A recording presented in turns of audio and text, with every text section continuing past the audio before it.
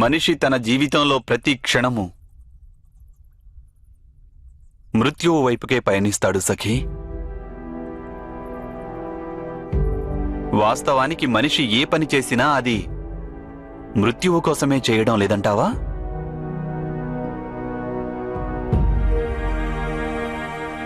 వసంతంలో చివురించేటటువంటి ప్రతి ఒక్క పత్రము మళ్లీ శిశిరంలో రాలేందుకే చివురించడం లేదా?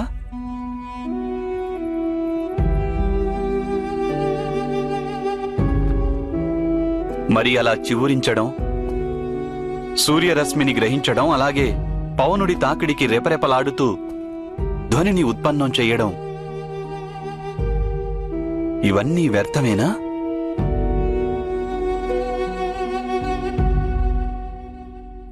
పెను తుఫాను వృక్షాన్ని కుదిపేస్తున్నప్పుడు ఆ వృక్షాంశంపై ఉన్న ప్రతి ఆకు తన శక్తినంతా కూడా తీసుకొని ఆ వృక్షంపైనే ఉండే ప్రయత్నం చేస్తుంది. కానీ శిశిర ఋతువు రాగానే అవి వాటంతటవే రాలిపోతాయి. సృష్టి కూడా ఒక మహావృక్షం లాంటిదే సఖీ.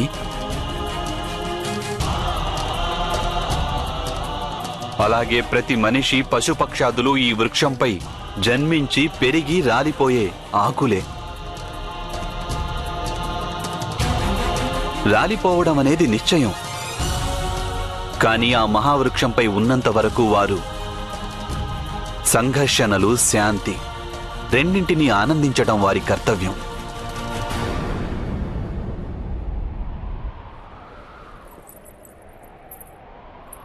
ఇందులో నాకు ఏ ఆనందము కనిపించడం లేదు గోవిందా. ఎందుకంటే నీవు మోహానికి బందీవైనావు సఖీ. అవును, నేను మోహానికి బందీనైనాను. కానీ ఈ యుద్ధంలో మాకు విజయం లభిస్తే అప్పుడు కూడా నాకు ఏ సుఖము లభించదంటావా? సుఖం కోసం యుద్ధం చేయమని నేనెప్పుడు చెప్పాను సఖీ? ప్రతీకారం, ప్రతిష్ఠ, సంపదల కోసం యుద్ధం చేయమని నేనెప్పుడు సలహా ఇచ్చాను?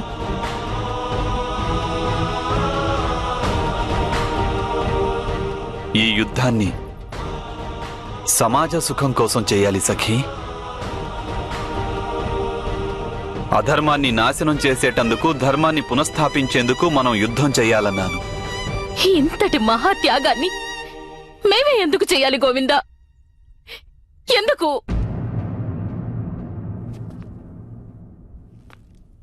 విను సఖీ,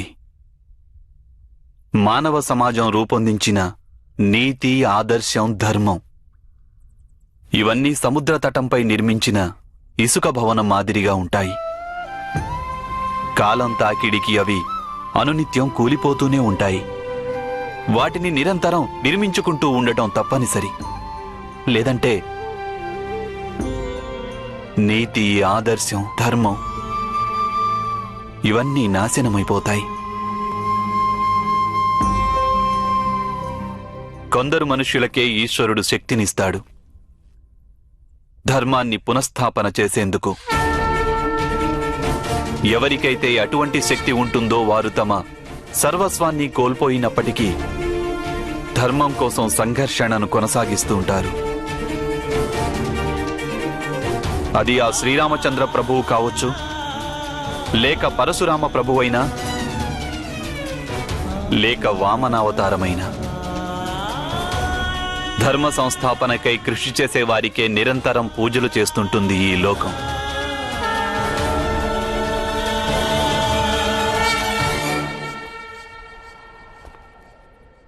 ఒక్క విషయం తెలుసుకో సఖీ, ధర్మం కోసం కృషి చేయడం ఎవరికీ కర్తవ్యం కాదు.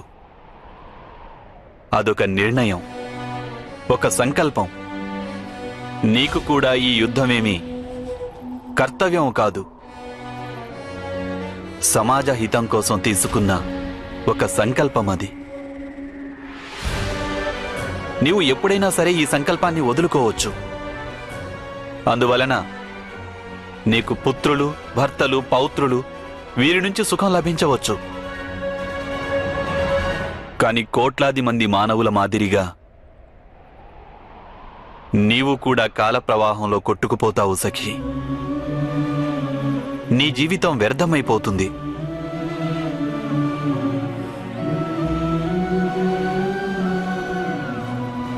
నీ కారణంగా ఎవరికీ ఎటువంటి లాభము లభించదు.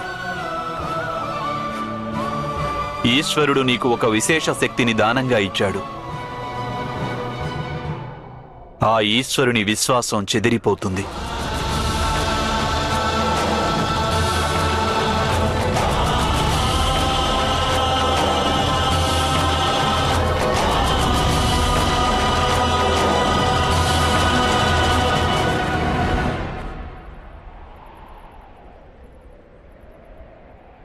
నిర్ణయం నీవే తీసుకోవాలి సఖీ.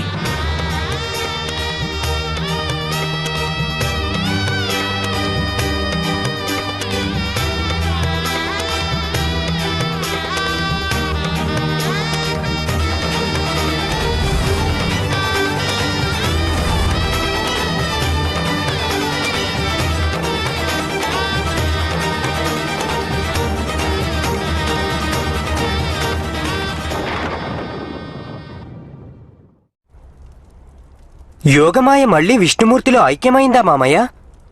ఐక్యమవలేదు అభిమన్యు.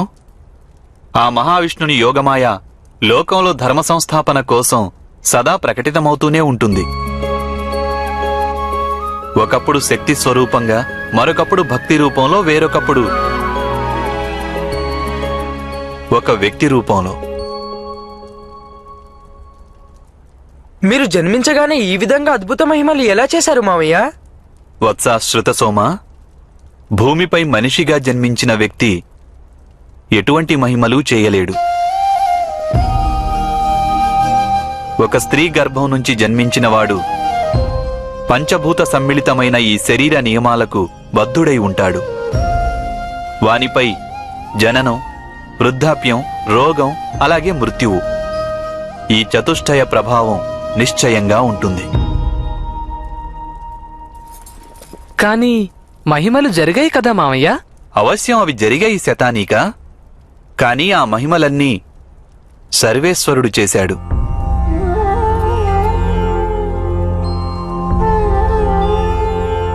మన సమాజంలో వ్యాపించిన అధర్మాన్ని నాశనం చేసి ధర్మాన్ని స్థాపించాలనే కోరిక ప్రతి మనిషి హృదయంలోనూ జన్మించినప్పుడు, పాపము ఎప్పుడు తన అవధులు దాటిపోతుందో అప్పుడు ధర్మాన్ని రక్షించడం కోసం సర్వేశ్వరుడు మహిమలు చేస్తూనే ఉంటాడు వత్స.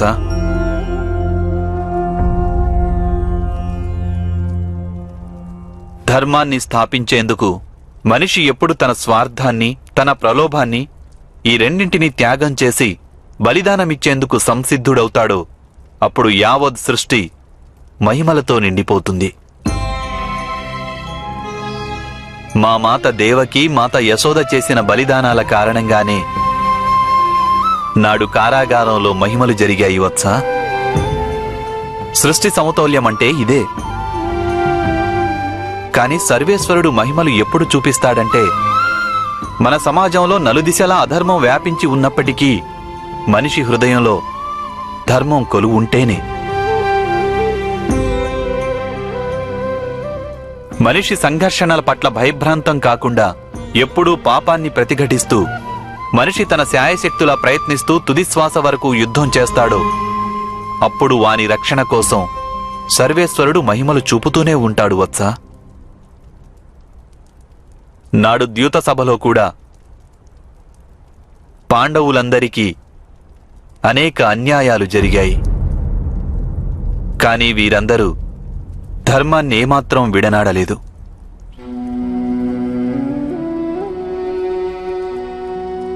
ఎన్నెన్ని అవమానాలు, బాధలు, దౌర్జన్యం జరిగినప్పటికీ మీ మాత ఎన్నడూ పరాజయాన్ని అంగీకరించలేదు. ఈ కారణంగానే సర్వేశ్వరుడు మహిమలు చూపించాడు. అంటే అర్థం, ఈ లోకం నుండి, సృష్టి నుండి, సర్వేశ్వరుని నుండి సహాయం పొందాలంటే సర్వప్రథమంగా తమ స్వార్థాన్ని, మోహాన్ని త్యజించి సంఘర్షణ చేయక తప్పదు.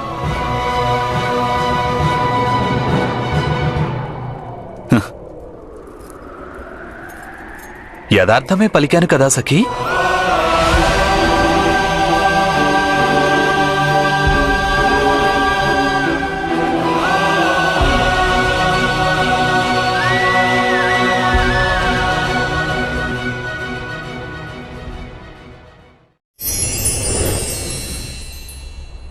బాల్యంలో మీరింత సాహసం చేశారా వాసుదేవా? అయితే మీకు ముందే తెలుసా మీ చేతులలో ఆ కాళీయుడు పరాజితుడవుతాడని? అవశ్యం నాకు తెలుసు వత్స. సర్వేశ్వరుడు నాకు విశేష శక్తినిచ్చాడు. ఈ కారణంగానే వాని పరాజయం నా చేతుల్లో జరగాలనుంది.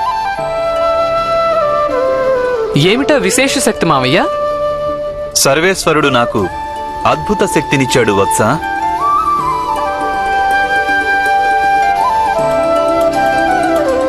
అదేమిటో నీకు తెలుసుకోవాలనుందా? ప్రయత్నం చేసే శక్తి.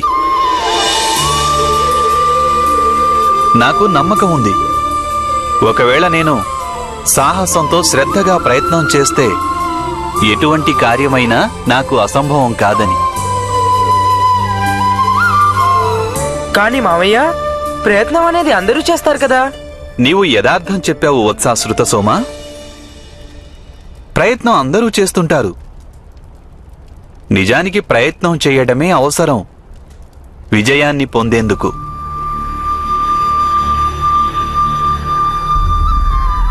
వాస్తవం చెప్పాలంటే మీరనుకునే ఆ విశేష శక్తి ఏదీ నాకు లేదు. ఆ సర్వేశ్వరుడు అన్యులెవరికీ ఇవ్వనిది. సర్వేశ్వరుడు పక్షపాతం వహించడు.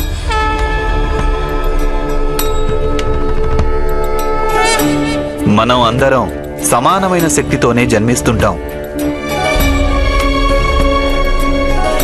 కానీ భయం, మోహం, లాలస వంటి లక్షణాలు మనిషిని ప్రయత్నించకుండా నిరోధిస్తాయి. ఇక ఎవరైతే ప్రయత్నమే చెయ్యరో వారిని సాఫల్యం ఏ విధంగా వరిస్తుంది వత్సా?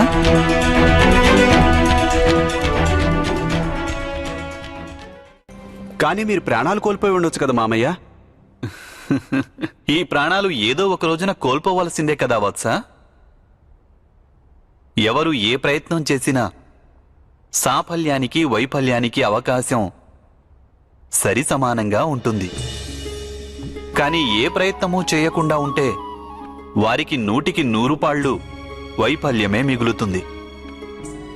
గుర్తుంచుకోండి కుమారులారా, ఇతరుల అన్యాయాన్ని, అత్యాచారాన్ని, అధర్మాన్ని ఎదిరించి సంఘర్షణకు ప్రయత్నించడంలో కేవలం ఒకే ఒక హాని జరగవచ్చు. అలా జరిగే హాని మృత్యువు. కానీ ఏదైనా భయం గాని లేక మోహం కారణంగా ప్రయత్నం అనేదే చేయకుంటే 2 విధాలుగా హాని జరగవచ్చు. మనలో ఆత్మబలం క్షీణిస్తుంది, ఇంకా అధర్మపరుల అధర్మం పెరుగుతుంది. నేను చెప్పిందంతా యథార్థమేనా సఖీ?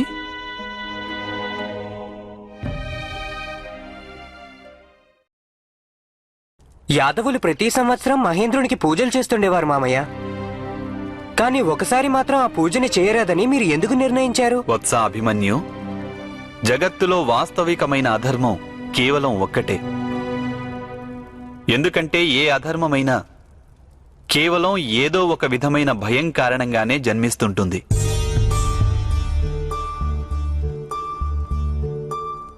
ఆ మహేంద్రుని పూజను తిరస్కరించడం నా అభిమతం కాదు.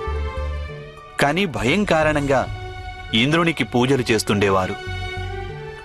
వాస్తవానికి వారు చేస్తున్న పూజలు ఆ మహేంద్రునికి కాదు వత్సా. వారు కేవలం తమ మనసులోని భయానికి పూజలు చేసేవారు. కానీ భయమనేది స్వభావసిద్ధం కాదా మామయ్య? కాదు పుత్ర. వాస్తవానికి భయాన్ని మించిన శత్రువు ఈ లోకంలో వేరొకటి ఏదీ లేదు. భయ పరిణామం ఎలా ఉంటుందో నీవు తెలుసుకోవాలి. భయాన్ని తొలగించుకోవాలని మనిషి అన్యాయాన్ని భరించడం నేర్చుకుంటాడు. అక్కడి నుండే అసత్యం జన్మిస్తుంటుంది. భయం కారణంగా మనిషి మనసు చింతతో, సంఘర్షణతో నిండిపోతుంది. వానిలో ఆలోచించే శక్తి నశించిపోతుంది. మనసుతో పాటు తర్కం కూడా నశిస్తుంది. భయం వలన మనిషి మనసులో కాఠిన్యం జన్మిస్తుంది. వాని జీవితమంతా దుఃఖభరితమవుతుంది. జీవితంలో ఆనందం లేకుండా పోతుంది. సత్ చిత్ ఆనందం. సచ్చిదానందమే పరమాత్మ స్వరూపం వత్సా. భయం కారణంగా మనిషి పరమాత్మ నుండి దూరంగా వెళ్ళిపోతాడు. కానీ ఇంద్రుని పూజ మహాపరాధమేమీ కాదు కదా మామయ్య. వత్స ప్రతివింధ్య, ఏ శక్తి అయినా అంత పెద్దదేమీ కాదు దానిని పరాజితం చేయలేకపోవడానికి. అలాగే ఏ అధర్మమైనా అంత చిన్నది కూడా కాదు దానిని పరాజితం చేయవలసిన ఆవశ్యకత లేనంతగా. ఎందుకంటే ఒక చిన్న అధర్మం కాలంతో పాటు ప్రళయంగా పరిణమించవచ్చు.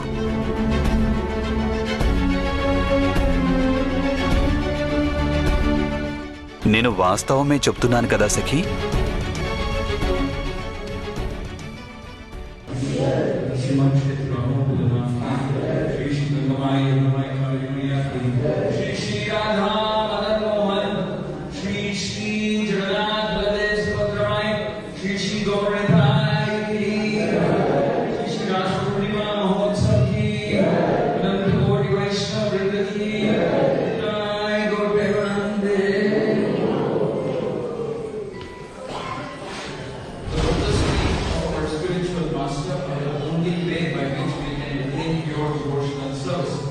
I always lotus feet with great awe and reverence. By His grace, one can cross over